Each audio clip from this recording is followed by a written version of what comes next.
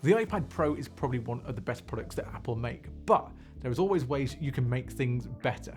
So let's have a look at some tips and tricks which could make you using your iPad just a little bit better. And let's jump in straight away with number one, and it's how to make your battery better on your iPad Pro. The battery on the iPad Pro is okay, but as you can see, I'm using the 11-inch 2018 iPad Pro, and sometimes the battery can just drain really quickly depending on what you're doing. So if you're watching a lot of video, it will drain pretty quickly. If you're playing games through Apple Arcade or anything like that, and the battery can just disappear out of nowhere. But hopefully this tip will help you to save your battery life and make it go that little bit further. And you've got your obvious things. So if you use dark mode, for example, it makes the iPad battery last a little bit longer because it's just showing blacks rather than these really bright whites. And then if you don't use the iPad at full brightness, because full brightness is an absolute battery killer, so if you can use it at a lower brightness, then do it. The one thing that helps you save that battery is if you go into settings and turn off the background app refresh. If you've been using a lot of apps on that iPad, then you've closed them, or you think you've closed them because you've just swiped home, then all those apps that you've been using are still open, still draining battery because they're all refreshing. So the way you can do this, first of all, is go into your settings, then just click on general and then scroll down until you see background app refresh, and then here you can either decide to turn them all off, which I've done, which means that the battery lasts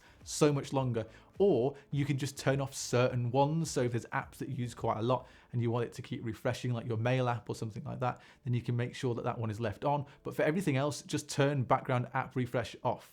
And then within a couple of hours or a couple of days, you'll notice that your battery on the iPad seems a lot better than it was beforehand. Now, the next one, a lot of you might already know, but there's also a lot of people that don't know you can do this. And it's if you want to take gaming on your iPad to the next level. Gaming has got so much better on the iPad Pro and other iPads over the past couple of years, and especially since Apple released Apple Arcade, because some of the games you can play now are almost like console quality. But the most annoying thing about some of these games, even though they are console quality, you've still got to use a touchscreen on the iPad to try and play. If you have a PS4 or an Xbox One controller, you can connect that directly to the iPad through Bluetooth. All you have to do is go into settings and go to Bluetooth and connect that controller like you would with a pair of headphones or any other Bluetooth device. And then you are ready to go. And not every Apple game on the Apple Arcade or App Store lets you use the controller support, but it tells you what games can use a controller because it'll have that little symbol and say controller support under it. And if you want to take your gaming on the iPad to a next level, then get a controller,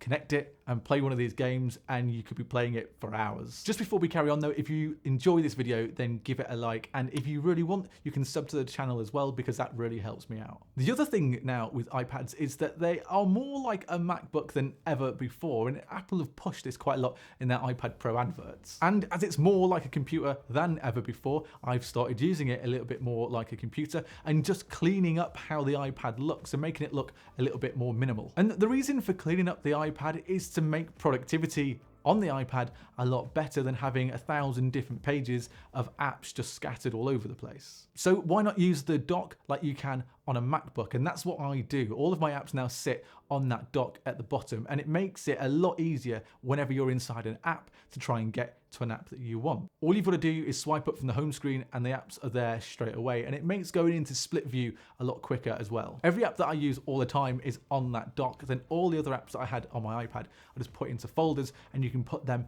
at the bottom as well, and it just cleans up the home screen. It makes the iPad look a little better, and once you've tried this, I don't think you'll ever go back to having pages and pages of apps, because like I said, it makes the iPad look clean and minimal, and it's just easier to find everything. And honestly, doing this with the iPad has just made me use it really differently, and it just makes the iPad feel new. And then next up is something that makes using split screen so much easier. If you're in Notes or you're in Docs and you've got split screen open with Safari and you're reading an article or something like that, and you want to copy and paste what you see in that article over to your Notes or your Google document, then most of you already know if you highlight a bit of text or you click on an image, you can just highlight that, click it and drag it over and drop it onto the notes or document. But did you know that you can do more than one bit of text or picture at a time? If you highlight a bit of text and then drag it over to your document but don't let go, you can then highlight another bit of text as well during that article, and it will start to stack up the bits of text that you have copied.